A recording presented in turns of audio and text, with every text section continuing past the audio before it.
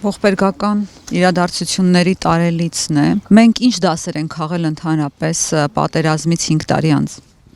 Որ անկախ նրանից, թե ինչ ռազմավարություն ես որդեգրում, մշտապես պետք է պատրաստ լինես ամենաճգնաժամային իրավիճակներին, որովհետև տարածաշրջանը բավականին խճանկարը հարուստ է, եւ անգամ եթե դու խաղաղասիրական մոտեցումներ ունես, մշտապես պետք է պատրաստ լինես, իսկ դա լայնածավալ քաղաքականություն է։ Նաեւ բացի դա պետք է հասկանանք, որ հայրենիքի պաշտպանությունը պետք է բաժանված լինի ամեն մեկի համար իր չափաբաժնով, այսինքն մարդիկ պետք է գիտակցեն, որ իրենք այն խոյակն են, այն սյունն են, որի վրա հենվելու է հայրենիքը։ Իսկ այսօր այն օրն է, որ եկել ենք մեր անմահ հերոսների հիշատակը հարգելու, խնկարկելու նրանց հերոսությունն ու սխրանքը, որի շնորհիվ ներկայիս Հայաստանի Հանրապետությունը շարունակում է ապրել, կենդանի մնալ, փայփայել հույս, որ ի վերջո հայ ժողովրդի իրավունքները կպաշտպանվեն հավուր պատշաճի։ Ապրում ենք մի աշխարհում, որտեղ պետք է ուժեղ լինես։ Պարոն Սիմոնյան, ներողություն հաշվի առնելով, թե ինչ պարտություն են կրել, դրանից հետո Նիկոլ Փաշինյան, ընդհանրապես այս կառավարությունը պաշտպանական ծախսերը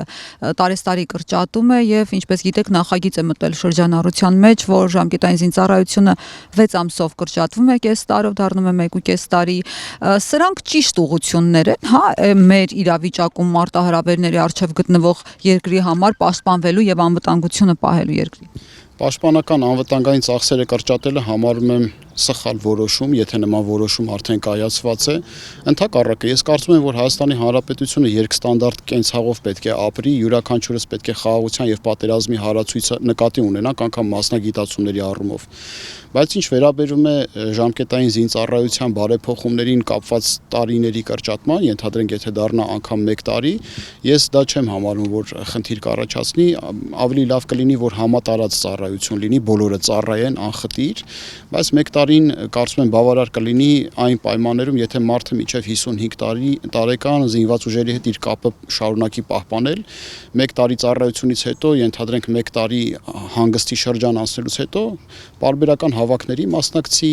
երկամսյա, մեկամսյա, անընդհատ իր մարտական պատրաստվածության մակարդակը բարձր լինի եւ այլն։ Պարտության համարով է մեղավոր պատերազմ, պարոն։ Անկեղծ ասած, ես մի քիչ այդ պարտություն եզրն էլ որպես այդպեսին չեմ ընդունում, որովհետեւ պատերազմը կանգնեցվեց եւ ինչ տեղի կունենար, ինչ կլիներ, եթե պատերազմը շարունակվեր մինչեւ հունվար, երբ որ ցրտերը սկսեին, մենք գիտենք, որ ադրբեջանական զինված ուժերը արդեն իրենց կենտրոններից բավականաչափ հեռավորության վրա էին, լոգիստիկ խնդիրներ էր ի հայտ գալու նրանց կենսամակարդակը պահելու համար ռազմաճակատում։ Ձմեռային մարտ մղելու պարագայում, առավել եւս այն պարագայում, երբ ինտենսիվությունը մարտական գործողությունների զգալի նվազել էր, հարցերի տեղիք է տալիս, առավել եւս մի մարդու մոտ, ով իր աչքերով է տեսել հենց առաջնագծում, որը չի շոշափել պարտությունը։ Ես չեմ տեսել պարտությունը առաջնագծում։ Ո՞նց պարտություն։ Դե դրա համար եմ ասում, պարտություն եզր ինձ համար բացատրելի չի։ Մենք չենք պարտվել այսինքն բառախաղի մեջ մտնել, պարոն Սիմոնյան։ Անկեղծ ասած, չէ, բառախաղի մեջ չենք մտնում, որովհետև քաղաքականության մեջ եւ քաղաքագիտության մեջ յուրաքանչյուր բառ հույժ կարևոր է, անգամ հոմանիշներով փոփոխելիս կարող է իմաստազուրկ դառնալ։ Այն բաղն է, որ Փաշինյանն ասում էր, մենք մեզ չպիտի պարտված համարենք։ Գիտեք, համարելն ու կապիտալիզացիան ուրիշ բան է։ Ես պարտության մասին խոսում եմ այն պարագան, երբ որ պարտությունը փորձում են կապիտալացնել եւ պարտադրել քեզ։ Պայմանավորել քաղաքականությունը, պայմանավորել մոտեցումները, պայմանավորել ընթացքը։ Բայց եթե պարտությունը չի որդեգրվում որպես ռազմավարություն, ապա դա կարելի է վերագրել հռետորաբանությանը։ Բայց սա ինչ քաղաքականություն է, որ տարիներ շարունակ ինչ որ հաճախականությամբ հայրենիքի մի տարածքի համար պայքարում են մարդիկ, հետո այդ տարածքը, այսպես ասած, կորցնում են։ Դա ինչպես է ասում են Ադրբեջանը։ Ինձ համար Արցախի ազգաբնակչության իրավունքները գերակա նշանակություն ունեն։ Եվ կոնկրետ ինձ համար, ես համարում եմ, որ եթե մենք ուրացանք հայ ժողովրդի ինչ որ մի հատվածի բնական իրավունքներին, այսինքն իրենց պապենական բնորանում ազատ անկաշկանդ ապրելու իրավունքից, մենք Պանդորայի արկղ կբացենք եւ չես կարող ասել, թե ինչ պատուհասներ ի հայտ կգան։ Ի վերջո, եկեք հասկանանք մի բան, որ մեր թշնամին 100-ամյա ռազմավարություն է իրագործում, Այդ իրենց կողմից չարչրկված Զանգեզուրի միջանցք կոչեցյալը դեռևս Աթաթուրք Լենին պայմանավորվածություններով պայմանավորված է եղել, երբ որ Նախիջևանը պոկեցին մեզանից, Լեռնային Ղարաբաղը պոկեցին, Գարեգի Նժդեհի սխրանքով պահպանվեց Զանգեզուրը, իսկ ընդ որում Զանգեզուրը դա հայկական բառ է, մենք մեր տոպոնիմներին էլ չենք կարողանում տեր կանգնել, թուրքը թուրքիֆիկացնում է։ Հիմա պոկեցին թե տվեցին։ Լեռնային Ղարաբաղը նկատի ունեք։ Գիտեք, որպես քաղաքական գործիչ իրավունք չունեմ ես հստակ դիրքորոշումս ասելու, ես համարում եմ, որ շատ բան է պարզվելու ապագայում։ Շատ բան է պարզվելու։ Ես չգիտեմ մանրամասների տեղյակ չեմ պոկեցին թե տվեցին, համենայն դեպս ես որպես մարտական գործողությունների մասնակից գետնի վրա իմ պարտությունը չեմ տեսել։ Մեզ ոչ թե եկավ թշնամի ջարդեց շպրտեց դուրս, այլ կորպուսի հրամանով մեր գունդը դուրս եկավ այդ տարածքից։ Նահանջի հրաման է եկել, դուրս եք եկել։ Դուրս ենք եկել, այո, բայց ոչ թե եկան, մենք էլ ցակուցրիվ եղած, փախչում էինք, այդպիսի բան չկար։ Իսկ մի բան էր, Սասուն Միքայելյանը, ԵԿՄ նախագահ, հայտարարեց լրագրողների հետ զրույցում, որ պարտվել ենք, որտեղ բանակ չի եղել, պարտվել ենք, որտեղ Վազգեն Սարգսյանից հետո նորմալ բանակին տեր չեն կանգնել եւ այլն։ Այդպես է եղել, իրականում, որովհետեւ մեզ ուրիշ բան է։ Ոչ, բանակ եղել է, պարզապես այն բանակ այն զինված ուժերը Հա, այս մասը ասեք։ Ինչի մասին։ Պատասխանեք, Գիտեք, դասալիքների հարցն էլ է մի քիչ հարաբերական, որովհետև այո, դասալքություն եղել է, հանուն անկեղծության համար նշենք, բայց կազմակերպման աստիճանը իջեցնել միջև մարտավարական օղակում գործող զինվորի մակարդակ, որը տարիներ շարունակ զինված ուժերից կտրված է եղել, սխալ է։ 11000 դասալիկ եղել է, որի մասին Աննա Հակոբյանը։ Չգիտեմ այդ ստատիստիկ տվյալները ճիշտն ասած։ Դժվար թե 11000 կռվող եղել է, նշանակում 11000 բոլոր մոբ ռեզերվը փախել է զինված ուժերն էլ հետ է։ Գործընկերոջս հարցին կպատասխանեք։ Որներ ներողություն հիշեցրեք։ Սայլյանը պարտության պատճառ նշում է բանակ չլինելու։ Չէ, բանակ եղել է, այլ խնդիր, որ մեր զինված ուժերը 20-րդ դարի բանակի ստանդարտներով կառուցված զինված ուժեր է եղել,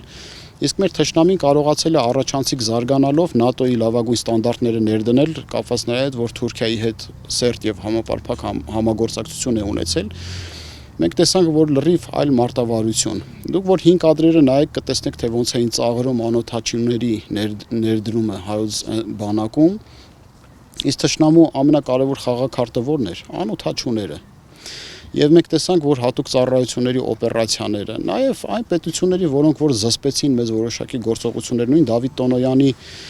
քննիչ հանձնաժողովի ցուցմունքները, որ տեսնեք, որ օտար պետությունները ոնց էին միջամտած ասում մի խոցեք F-16-եր եւ այլն կհրահրեք Թուրքիայի հետ հակամարտություն։ Այսինքն, այստեղ կոնցեպտուալ հարց է եւ ես խնդիրներից խնդիրը կապում եմ նրա հետ, որ տարիներ շարունակ մենք չենք ունեցել այնպիսի առաջնորդներ, որոնք խնդրի խորությունը հասկանան, կարողանան պետությունը բարձրացնել այն աստիճանի պաշտպանունակ մակարդակի, որ կարողանանք դիմակայել։ Իսկ որ Հայաստանի Հանրապետությունը իզորու է դիմակայելու մեր տարածաշրջանում ամենահավանական մարտահրավերներին, ես կասկած չունեմ, ընդհանրապես կասկած չունեմ։ Բայց հենց Ինչ եք առաջարկում, հա, ես գիտեմ, որ հա, լավ։ Հենց նույն Դավիթ Տոնոյանն էր ասում նոր պատերազմ, նոր տարածքներ։ Այո, բայց դրոնները համարում էին խաղալիքներ եւ այլն։ Հետո իր ցուցմունքը որ տեսնեք, հենց ազգային ժողովում տված իր ցուցմունքներում ինչ ասեց, որ F-16-ը փաստորեն Եվլախի կողմերից բարձրացել խոցել է մեր դիրքերը, մեր զինված ուժերը, հակառակ process-ը տեղի չի ունեցել։ Իսկ զինված ուժերի գլխավոր շահադրթումը պետքա լինի պատերազմում ինքնաիրացվելը։ Եթե պատերազմը լինում զինված ուժերը ամեն մեթոդ պետքա կիրառի հաղթանակի համար, առանց կաշկանդված համարելու իրեն որևէ օպերացիա իրականացնելու թշնամու տարածքների խորքում անգամ։ Մոտեցումների խնդիր կա, ես համարում եմ ոչ պրոֆեսիոնալիզմը քանդեց այն պաշտպանական հնարավորությունները, որը մենք ունեինք։ Ոչ պրոֆեսիոնալիզմը ծնում է հանցագործությունների շարք, հետո սկսում են բացատրել, թե ինչի սա, ասենց չի եղել, նա անենց չի եղել։ Դա շարունակությունն է նաև Գեղարքունիքի Վայոց ձորի ջերմուկի տարածքներից Հայաստանի Հանրապետության սուվերեն տարածքների օկուպացումը։ Ոչ պրոֆեսիոնալիզմի, այո։ Ես կարծում եմ, որ Հայաստանի Հանրապետության ռազմաքաղաքական ղեկավարությունը, որը հիմա ամպագորգոր խոսում է, թե միևնույն է, այսպես պետքա լիներ, այստեղ օրինաչափ հարց է առաջանում քաղաքացիների եւ քաղաքական գործիչների մոտ։ Եթե գիտեիք, որ պետք է այսպես լիներ, Սյունիքի պաշտպանական անվտանգային գոտին ինչի սկսեց կառուցվել 20 թվականի պատերազմից հետո։ 500 կիլոմետր տարածքի վրա ինչի ինժեներական աշխատանքներ չէի կարել։ Կամ եթե գիտեիք, որ ամենաթույլ օղակը լինելու է ջրականի վարանդայի հատվածը, էշելոնացված պաշտպանական գծեր չկային։ Գնդի մատույցներում էշելոնացված պաշտպանական գծեր չկային, երբ որ 20 կիլոմետր թշնամի խորացել էր մինչև ջրականի գունդ։ Այսինքն, այս խնդրեմ եկեք փնտրենք մեր մեջ։ Եվ ես խորապես համոզված եմ, մեր թշնամին այդ աստիճանի ահասարսուռ գեր ինտելեկտուալ տեխնոլոգիաներով եւ հնարավորություններով զինված չի։ Մեր խնդրեմը մեր մեջ փնտրենք, մենք չենք պատրաստվել, մենք ենք տեղ տվել մարդկանց, որոնք որ արժանի չեն եղել, մենք ենք կարողացել հանդուրժել, մենք ենք նայել մատների արանքով, որպես ժողովուրդ, որպես ազգ մենք ի վերջո պիտի հասկանանք, որ պատասխանատվությունը պիտի վերցնենք մեր ձեռքը, մեր մեջից լավագույններին առաջ ճանապարհենք, տանք, հնարավորություններ տանք։ Ես այդ գիտակցումը ունեմ, դրա համար էլ մեր կուսակցության անունը շնորհապետական է, որ արժանիների համար ճանապարհ բացենք։ Այդ ճանապարհը մենք փորձելու ենք բացենք, որ բոլոր ոլորտներում գերպրոֆեսիոնալ մարդիկ նստեն, կարողանան իրենց հարցերը լուծել, երկրի առաջ ծառացած բոլոր խնդիրները կարողանան պատշաճ մակարդակով հանգուցալուծել։ Մենք այդ կադրային կապիտալը ունենք, մենք այդ ֆիզիկա աշխարհագրական բնագծային հնարավորություններ ունենք, ինտելեկտուալ հնարավորություններ ունենք, որ երկիրը դարձնենք անառիկ ամրոց, բայց դրանով հանդերձ ոչ թե միլիտարիզացված, այլ ժողովրդավարական Հայաստանի Հանրապետություն գերպաշտպանունակ էշելոնացված պաշտպանական հնարավորություններով, որ հետո ամանչելով չգանք եռաբլուր, որ հետո գլուխներս չխոնարենք ու հասկանանք, որ այն մարդիկ, ովքեր որ այստեղ ննջում են, իրենք հաղթած գնացին, բայց մենք վախկոտի նման շարունակում ենք ապրել։ Ես չեմ ուզում, որ այդպիսի գիտակցում ունենանք մենք իբրև ժողովուրդ, որտեղ հայ ժողովուրդը հերոսական է։ Առաջիկայում դուք ինչ անելիքներ ունեք, որտեղ ասացիք, որ ծրագրեր կա, առաջիկայում ցանկանում եմ Հայաստանի Հանրապետության պաշտպանության ֆորում հրավիրել, տարբեր ուժերով պայմանավորված, այդ ֆորումի վերջնարդյունքում կհասկանանք ինչ պայմանավորվածությունների կգանք, որ մարդիկ հասկանան, որ մեր երկիրը անտեր չի, որ մենք շահառու ենք եւ պաշտպանելու ենք մեր Հայաստանի Հանրապետությունը ամեն կերպ, որտեվ մենք, եթե Աստծո կամոք ծնվել ենք հայ, պետք է կարողանանք մեր հայ լինելու առաքելությունը պատվով տանել եւ մեր երկիրը պաշտպանել։ Մենք գնչուների նման չենք ուզում անհայրենիք լինել կամ հոսող մենթալիտետով ինչ որ պետականություն, որը որ կմերվի այս կամ այն հանգամանքներին։